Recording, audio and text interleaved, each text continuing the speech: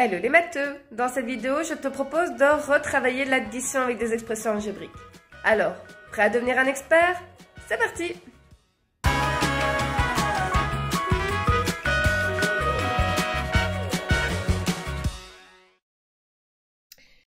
Et c'est parti pour aborder l'addition et la soustraction avec des expressions algébriques. Mais avant de parcourir les règles qui nous permettent d'additionner ou soustraire des expressions algébriques, je souhaite d'abord faire une brève introduction sur l'usage des lettres en maths. Que représentent-elles? À quoi servent-elles? En guise d'exemple, je vais partir de quelque chose que vous avez rencontré à l'école primaire où vous avez fait de l'algèbre sans même vous en rendre compte. À quoi est-ce que je pense? Je pense aux formules d'aire et de périmètre. Prenons pour exemple un rectangle. Si sa longueur mesure 5 et sa largeur mesure 3, alors son aire vaudra 5 fois 3, 15. Mais si la longueur du rectangle mesure 6 et sa largeur 2, alors son aire devient 6 fois 2, 12. L'aire d'un rectangle dépend des mesures de sa longueur et de sa largeur. Ainsi, on peut se poser une question. Comment faire pour généraliser la règle pour calculer l'aire d'un rectangle? On pourrait dire l'aire d'un rectangle, c'est longueur fois largeur. Si je décide de représenter la longueur par un grand L majuscule et la largeur par un petit l minuscule, alors je peux écrire la formule grand L fois petit l. La formule grand L fois petit l ne concerne plus un rectangle en particulier, mais s'adresse à tous les rectangles possibles et imaginables, peu importe leur dimension. Derrière grand L, je sais que je vais mettre la longueur, derrière petit l, je sais que je vais mettre la largeur, et la longueur et la largeur dépendent du rectangle que j'aurai en face de moi. Ce sont donc des valeurs qui varient. Grand L et petit l varient en fonction du rectangle. C'est ce qu'on appelle du coup des variables. Cela signifie que les lettres représente un nombre qui peut varier, donc une variable. Pour aider à la mémorisation, ici le grand L représente la longueur, la petite l la largeur, puisque la longueur est plus grande que la largeur, mais quand on travaille dans l'algèbre, les lettres sont toujours représentées par des minuscules.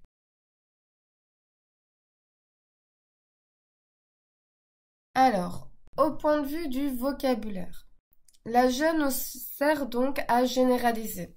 Généraliser, on peut donc construire des formules, par exemple, comme les formules de périmètre et d'aire, mais on peut aussi faire des démonstrations, montrer que quelque chose, une règle, une méthode, une démarche qui fonctionne dans le domaine des nombres, on pourrait le démontrer grâce à l'algèbre pour montrer que cette règle elle s'applique et fonctionne avec tous les nombres.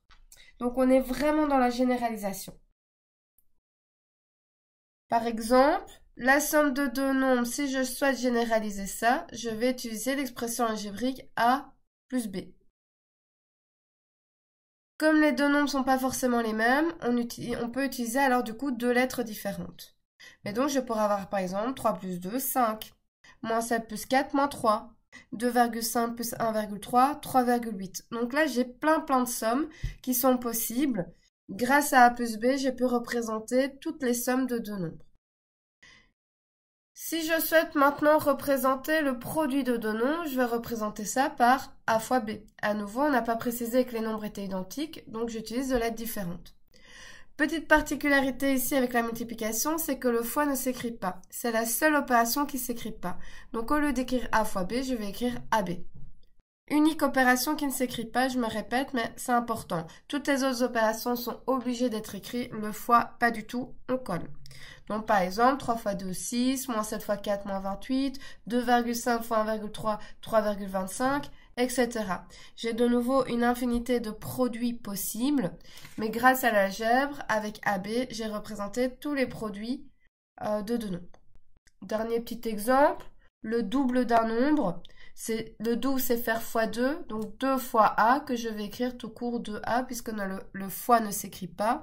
Par exemple, 2 fois 3, 2 fois moins 7, 2 fois 1,3, etc. Donc là, grâce à une petite expression algébrique, je peux parler d'une infinité de choses. Donc grâce à la petite formule 2A, je peux représenter tous les produits de 2 fois quelque chose. Alors, point de vue vocabulaire maintenant. Donc 5A qui représente 5 fois A. Le 5, c'est ce qu'on appelle la partie numérique, le coefficient. Le A, c'est ce qu'on appelle la partie littérale, la variable. Le tout représente ce qu'on appelle une expression algébrique. Comme les lettres représentent des nombres qui varient, tout ce que nous pouvons réaliser avec les nombres, nous pouvons également le faire avec l'algèbre, comme par exemple des opérations. Mais contrairement aux opérations avec les nombres, nous ne donnerons aucune réponse exacte. L'objectif ici est plutôt de réduire au maximum. Donc, on va aborder ici des règles pour effectuer des opérations. L'objectif est donc pas de donner une réponse exacte, mais donc de réduire une expression algébrique, c'est-à-dire la rendre plus petite, l'alléger au maximum. Dans cette vidéo, je nous propose d'aborder les règles pour additionner ou soustraire des expressions algébriques. Il existe deux règles pour ça, la règle de base et la règle de suppression de parenthèses. Commençons avec la règle de base. Par exemple, 2a plus 5a. 2a, le coefficient 2 m'annonce que j'ai 2 fois le a. Et le coefficient 5 m'annonce que j'ai 5 fois le a. Quand je les rassemble et que je les mets ensemble, au final, je compte donc 7a au total. Donc, réponse 7a. 2 plus 5, 7. Si maintenant j'ai 2a plus 5b, ben le 2a m'indique que j'ai 2 fois le nombre a et le 5b m'indique que j'ai 5 fois le nombre b. Mais quand je les mets ensemble, les a et les b, ça ne représente pas la même chose. Donc, ça reste 2a plus 5b. Je ne peux pas réduire davantage. Ce qui signifie que pour additionner des expressions algébriques ou pour soustraire, ça en va de même, il y a une condition. Et cette condition exige d'avoir des termes semblables. Donc les termes semblables, ce sont des termes qui ont la même partie littérale. Vous voyez qu'on parle bien de termes semblables. Comme on est dans l'addition et la soustraction, les nombres qui font partie de l'addition, ces nombres qu'on additionne ou ces nombres qu'on soustrait, c'est ce qu'on appelle des termes. Donc c'est important que vous entendez que les mots qu'on utilise cadrent directement. En mathématiques, ça nous cadre directement dans quel contexte on est. Quand on voit termes semblables et qu'on voit termes, on est directement cadré sur le fait qu'il s'agit d'une addition ou de soustraction. Mais donc, il faut avoir la même partie littérale pour additionner les coefficients et conserver cette partie littérale qui est identique. Je te propose un petit à toi de jouer. Voici 10 expressions algébriques à réduire. Je te propose d'appuyer sur pause pour te laisser le temps d'effectuer les calculs et quand tu es prêt pour entendre la correction, il suffit de réappuyer sur play.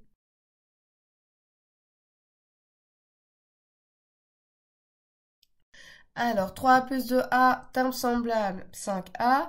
Moins 11x plus 4x, terme semblable, moins 11 plus 4, moins 7x. 6x plus 2y, dx et dy, c'est pas la même chose, donc on recopie, on peut pas faire plus. 4x carré moins 3x carré, ce sont des termes semblables, 4 moins 3, 1. Soit on écrit 1x carré, ou alors quand le coefficient vaut 1, on n'est pas obligé de l'écrire, on peut écrire x carré tout court. Ça, c'est vous qui choisissez. Moins 8 moins 5a, ben chez moins 8, je n'ai pas de a, donc je ne peux pas les soustraire davantage. On recopie. 7xy moins 9xy, terme semblable, donc moins 2xy, puisque 7 moins 9, ça fait moins 2. A plus a, le coefficient n'est pas mis, donc c'est sous-entendu 1a plus 1a, ce qui fait 2a, puisque 1 plus 1, ça fait 2. 5x carré moins 2x, dx carré et dx, c'est pas totalement la même chose, donc ce ne sont pas des termes semblables. Je recopie. Moins 3a, moins 4a, moins 3, moins 4, moins 7. Donc réponse moins 7a. Et enfin, 6ab moins ab. Moins ab, c'est sous-entendu 1ab. Donc ça donne 5ab. Alors, poursuivons avec la deuxième règle, la règle de suppression de parenthèses. Comme son nom l'indique, on a des parenthèses et l'objectif c'est de pouvoir les supprimer et voir comment est-ce qu'on peut les supprimer. Comme on est dans l'addition et la soustraction, il s'agit de regarder comment ça se passe quand on a un plus devant une parenthèse et comment ça se passe quand on a un moins devant une parenthèse. Comme les nombres, comme l'algèbre, les lettres représentent des nombres, Mais quand on cherche à construire, à élaborer une règle concernant l'algèbre, on peut toujours se référer au monde numérique pour pouvoir comprendre ce qui se passe et donc généraliser. Donc ici, c'est ce que je vous propose. On va partir du numérique pour ensuite comprendre ce qu'on doit faire quand on est dans un contexte algébrique. Donc par exemple, j'aurai 65 plus 49. Je souhaite ajouter 49 à 65. Mais j'ai pas envie d'ajouter 49 parce que je trouve ça compliqué. Je vais plutôt transformer le 49 en 50 moins 1. Donc, qu'est-ce qui se passe quand je souhaite ajouter à 65 50 moins 1? Eh bien, 65, je vais ajouter 50. Mais 50, faut vraiment imaginer votre sac. Imaginons que vous avez un sac, vous voulez mettre 49 objets dedans. Si vous avez mis 5 objets dedans, ben vous en avez mis un de trop. Donc, il faut l'enlever. Donc, après avoir ajouté 50, je vais devoir faire moins 1. Donc, finalement, quand on passe de parenthèse à sans parenthèse, rien n'a changé. 50 moins 1 est resté 50 moins 1. 65 plus 50, 115, je retire 1, j'arrive à 114. Donc là, on remarque un plus devant la parenthèse, rien ne change. Faisons la même chose maintenant avec un moins. 65 moins 49. Donc je souhaite cette fois-ci pas ajouter, mais enlever 49 à 65. 49, je le transforme toujours en 50 moins 1.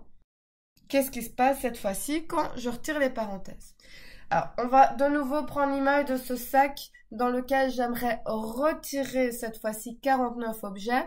Si de ce sac j'en enlève 50, alors que je voulais en enlever 49, ben en enlevant 50, j'en ai enlevé un de trop. Donc je vais devoir en remettre un. Ça veut dire que 65, si je retire 50, j'ai retiré un de trop, donc je vais ajouter ce 1 de trop. Et donc, finalement, qu'est-ce qui s'est passé de avec parenthèse à sans parenthèse? Les signes ont changé. 50 moins 1 est devenu moins 50 plus 1. Et puis, j'effectue un 65 moins 50, ça fait 15, j'ajoute 1, 16. Donc, on peut résumer en disant, ben, si j'ai un plus devant la parenthèse, rien ne change. Mais si j'ai un moins devant la parenthèse, lui, il va faire changer les signes. Obligatoirement. Donc, je passe de mon monde numérique où j'ai vu ce qui s'est passé. Je reviens dans le monde algébrique, je vais généraliser. En basculant du numérique vers l'algèbre, on généralise. Imaginons que j'ai 2a plus 5a moins 3 ou que j'ai 2a moins 5a moins 3. On va voir ce qui va se passer. Dans le premier cas, 2a plus 5a moins 3, comme le plus, rien ne change. On enlève les parenthèses, rien n'a changé, et j'additionne les termes semblables. 2a plus 5a, 7a, pardon. La réponse devient 7a moins 3a. Puisque 5a moins 3 qui était dans la parenthèse est resté 5a moins 3. En ce qui concerne le moins, cette fois-ci, je veux enlever 5a moins 3. Comme le moins fait changer les signes, 5a moins 3 va devenir moins 5a plus 3. Ensuite, j'additionne les termes semblables, 2a moins 5a, ce qui fait moins 3a plus 3. Et là, on voit clairement que ajouter 5a moins 3 ou retirer 5a moins 3, on n'arrive pas à la même réponse au final. Donc, vous devez vraiment être très vigilant et très attentif aux signes qu'il y a devant votre parenthèse. 1 plus, rien ne change. 1 moins, je dois penser à changer les signes. Alors, un petit à toi de jouer. Voici 5 calculs avec des suppressions de parenthèses. À toi de jouer. On appuie sur pause pour se laisser le temps d'effectuer les calculs. Et quand tu es prêt pour entendre la correction, il suffit de réappuyer sur play. Alors, c'est parti pour la correction. Moins 4x plus 2 moins 3x. C'est un plus devant la parenthèse, donc rien ne change. 2 moins 3x reste 2 moins 3x. Et j'additionne les termes semblables. Moins 4x moins 3x, ce qui fait moins 7x. Plus 2. 6 moins 2a moins 5, cette fois-ci c'est un moins qui se trouve devant la parenthèse, donc 2a moins 5 devient moins 2a plus 5. J'ai changé les signes.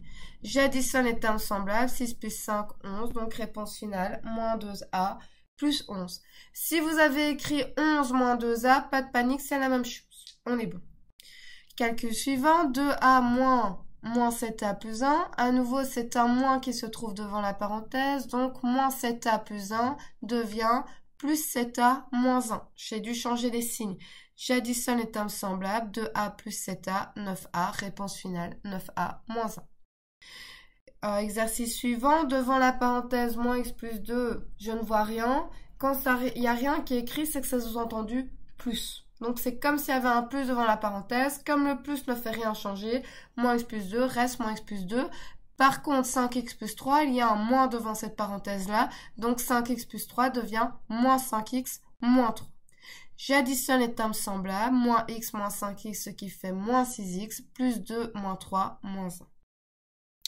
Et le petit dernier, première parenthèse, nous avons un moins devant, donc moins 6a plus 7 devient 6a moins 7.